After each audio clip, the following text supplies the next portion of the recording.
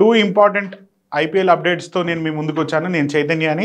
ఇవాళ చూస్తే కనుక రిషబ్ పంత్ని మళ్ళీ ఢిల్లీ డేర్ డెవిల్స్ వాళ్ళు క్యాప్టెన్గా రిటైన్ చేయాలని డిసిషన్కి వచ్చారు. వాళ్ళిద్దరు ఎవరైతే కో ఓనర్స్ ఉన్నారో వాళ్ళు ఒక నిర్ణయానికి వచ్చారు.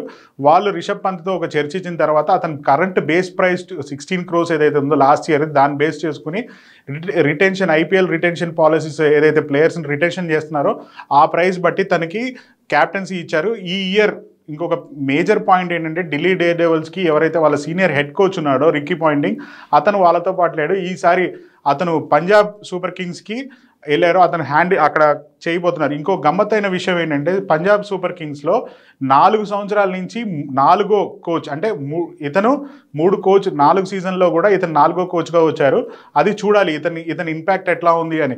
గతంలో రిక్కీ పాయింటింగ్ ఎక్కడెక్కడ కోచ్గా చేశారు అని అంటే కనుక తను లాస్ట్ ముంబై ఇండియన్స్తో బాగా చేసి ముంబై ఇండియన్స్కి కప్పు గెలిపించేటట్టు చేసి రోహిత్ శర్మ క్యాప్టెన్సీలో ఉన్నప్పుడు, రోహిత్ శర్మ క్యాప్టెన్సీలో రిక్కీ పాయింటింగ్ క్యాప్టెన్గా ఉన్నప్పుడు ముంబై ఇండియన్స్ చాలా 2-3 కప్స్ గెలిచినట్టు తెలుస్తుంది. అదే ఈ పంజాబ్ సూపర్ కింగ్స్తో గతంలో చూస్తే కనుక సంజయ్ బంగార్, వీరేందర్ సెహ్వాగ్ వీళ్ళందరూ కూడా ఉన్నారు. బట్ ఇది ఇప్పుడు చూస్తే కనుక ఏదైతే అగ్రెసివ్నెస్ ఏదైతే రిక్కీ పాయింటింగ్ ఉందో అది పంజాబ్ సూపర్ కింగ్స్లోకి తీసుకొస్తారో లేదో చూడాలి. కానీ ఒక గమ్మత్తైన విషయం ఏంటంటే ఎవ్రీ ఇయర్ ఒక టీమ్కి, ఐపీఎల్ టీమ్కి, ఒక ప్లేయర్స్ని మేనేజ్ చేసే టీమ్కి ఎవ్రీ ఇయర్ ఒక కొత్త కోచ్ వచ్చి తన టీంని మేనేజ్ చేసి అతని ప్లేయర్స్ ఇంటరాక్ట్ అయిన తర్వాత కూడా ప్లేయర్స్ అతనికి కోపప్ అయ్యి అతన్ని స్కిల్ సెట్కి మ్యాచ్ అవుతారో లేదో చూడాలి.